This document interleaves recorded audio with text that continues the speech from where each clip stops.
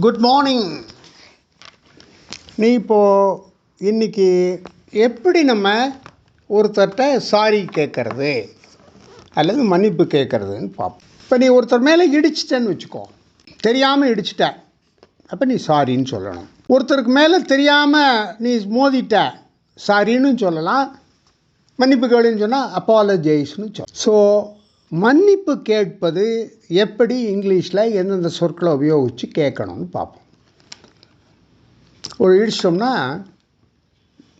I am sorry, நான் வருத்தப்படுகிறேன். ஐ am very sorry, நான் ரொம்ப வருத்தப்படுகிறேன். ஐ ஆம் எக்ஸ்ட்ரீம்லி சாரி, நான் ரொம்ப வருத்தப்படுகிறேன். இது நீ செய்த செயலை பொறுத்து கேட்கணும். சின்ன விஷயங்களே அப்படின்னா அதுக்கு தகுந்தாப்பில், கொஞ்சம் அதிகமாக நம்ம அடுத்தவங்களுக்கு இடைஞ்சல் பண்ணிட்டோம்னா இப்போ எக்ஸ்ட்ரீம்லி வெரி. ரெண்டு பேர் பேசிகிட்டு இருக்காங்க, நீங்கள் போய் பாதை கேட்கணும்.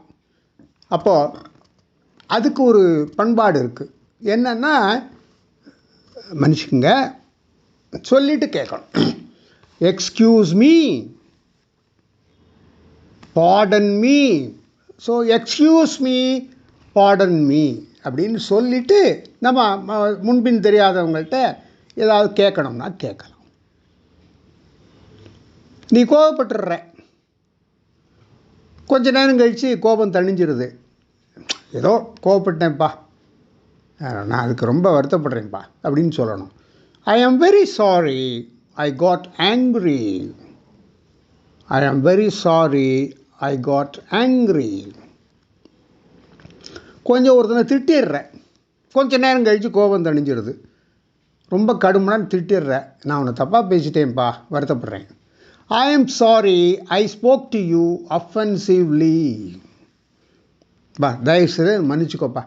Please forgive me, please forgive me. இப்போது நம்ம வீட்டு குழந்தை இருக்குது, அடுத்த வீட்டில் இருக்கிற பையன் மேலே கல்லை தூக்கி எறிஞ்சிட்றான், அல்லது நாய் மேலே கல்லை தூக்கி எறிஞ்சிட்றான். அவர் சண்டைக்கு வராருன்னு வச்சுக்கோங்க. அப்போது என்ன சொல்லணும்? மன்னிச்சுக்கோப்பா, சின்ன பையன் தெரியாமல் பண்ணிட்டான். Please let me apologise for the behaviour of my son. என் குழந்தை செய்த தப்புக்கு நான் மன்னிப்பு கேட்டுக்கொள்கிறேன். நீ ஒரு தப்பு பண்ணிட்ட, ஐ அப்பாலஜைஸ் ஃபார் மை மிஸ்டேக். என் தவறுக்கு நான் மன்னிப்பு கேட்டுக்கொள்கிறேன். அப்போ அதுக்கு பதில் சொல்லணும்னா எப்படி சொல்லணும்?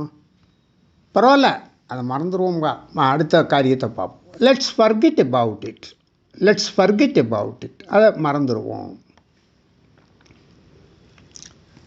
ஒருத்தர் சொல்கிறத நீ தப்பாக புரிஞ்சுக்கிட்ட அப்படின்னு சொன்னால், அப்புறம் ரைட்டாக புரிகிறது விளக்குறாங்கன்னு சொன்னால், அப்போ I am sorry, I have misunderstood you.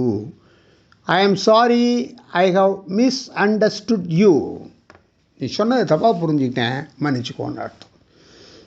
So இப்போது மன்னிப்பு கேட்குறதுக்கு ஐ am sorry, I am very sorry, I am extremely sorry, excuse me, Baden me, please forgive me, I am very sorry, I got angry, I am sorry, I have misunderstood you. Please accept my apologies. Apologize for my mistake. Let's forget about it.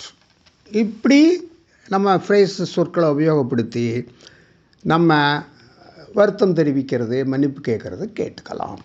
இதை பேசி பழகுனீங்கன்னா spoken English உங்களுக்கு நல்ல skill develop ஆகிடும். Thank you very much.